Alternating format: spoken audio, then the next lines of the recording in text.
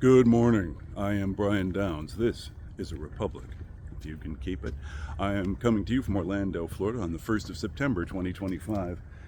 It is 7:35 in the morning. I've made a earlier video on this same subject. I'll keep this one brief. Let's talk about Donald Trump's illegal and unconstitutional tariffs. President Donald J. Trump, the incompetent, the criminal, the con artist, the many times convicted felon, decided to impose, with the power of the presidency and no input from Congress, huge tariffs, outstanding tariffs on every country in the world, and also at least one island that's populated entirely by penguins. What this means is that when any goods manufactured in those countries are sold to anyone in the United States, the U.S. government collects a tariff from the buyer. And these tariffs are 20%, 30%, 40%, 50%. There's been nothing but chaos since Liberation Day as Trump has raised tariffs, lowered tariffs, paused tariffs, argued that the tariffs will be good for American manufacturing, while simultaneously arguing that the government is going to pull in a lot of money from the tariffs. Those two things simultaneously can't be true. Are American manufacturers taking over? That's ridiculous, by the way. Don't have time to discuss that in this video, maybe the next.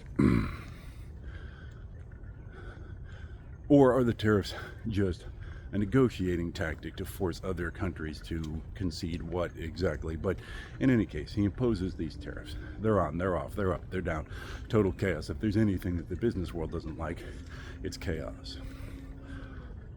Price is going up, jobs lost, business is disrupted because Donald Trump is convinced he's smarter than everybody else. Let's review how tariffs work. Suppose a manufacturer in China makes a coffee machine. And now usually they would sell that coffee machine to Walmart, for example, for $100, and then Walmart would sell it on to the public for $125. But now we have, let's say, a 40% tariff, who knows what day of the week it is, on that coffee machine. What this means is that Walmart brings the coffee machine into the country, pays the Chinese manufacturer $100, and then has to pay the government $40. That's a 40% tariff in taxes.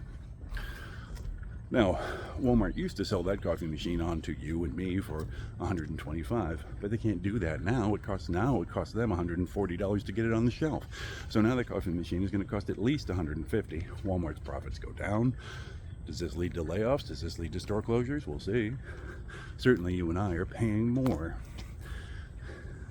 Now, theoretically, gee, lucky us, we might be able to buy a coffee machine manufactured in the United States. I don't know how many coffee machines get manufactured in the United States, maybe none. But certainly there are fewer of them. Demand for those machines will go up, and those machines in the first place cost $140.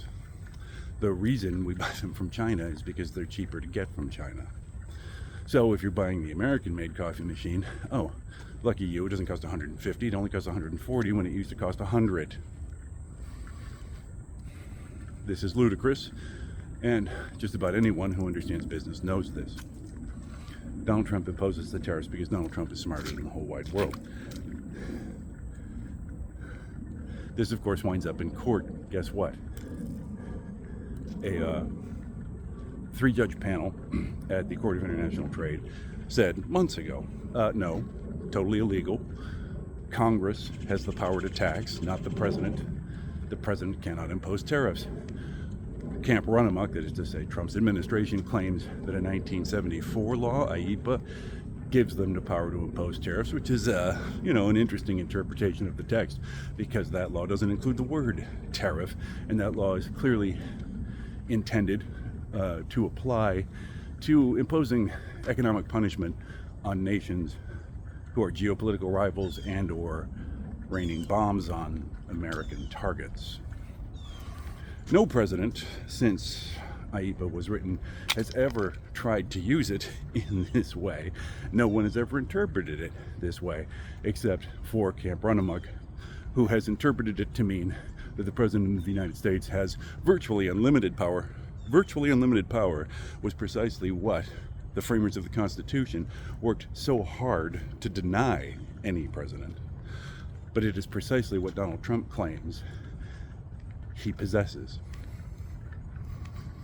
Donald Trump is the man who haunted the dreams of Benjamin Franklin.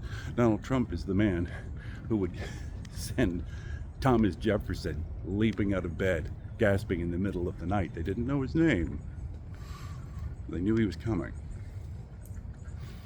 So, Donald Trump believes that he has unlimited power to yank any economic lever he chooses, and yet the courts say no. And of course, he appealed the original decision, and now another court has said, a federal appellate court has said, no. The tariffs are illegal. Illegal. Which means that imposing them was a crime outside the power of the president. They are also unconstitutional. The president is sworn to defend the Constitution. Donald Trump has broken that oath. Again. Surprised? Some people, I have seen people defend this action or that action by Donald Trump by saying, oh, well, our trading relationships with this country or that country, that relationship was not perfect and it needed to be adjusted. Oh, okay, something has to be done, and therefore what Donald Trump did was good. No. This is an interesting way that people think. People say, there is a problem. For example, there's a fire in the kitchen, a grease fire. There's our problem. Oh, that's a problem. That problem needs to be addressed. I agree. So then they say, hey, here's an idea. Let's pour water on it.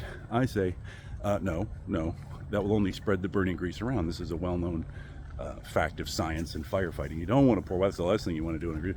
To which they say, oh yeah, well, something has to be done. That something has to be done doesn't mean that we have to do your dumbass thing.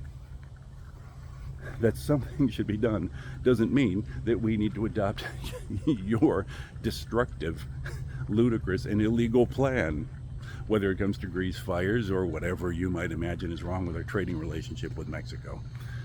In any case, our trading relationships with China and Mexico and Canada. Oh, Canada. Donald Trump is the man with the vision to see that the real problem is Canada. So, the tariffs, which were stupid, the tariffs which have caused nothing but chaos and trouble, alienated our closest trading partners, long-standing relationships like our relationship with the aforementioned Canada, Mexico, China, Vietnam, you name it,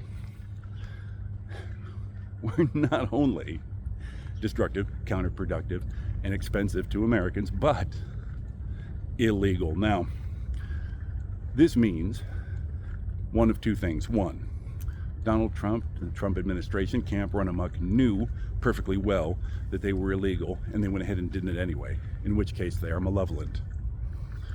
Or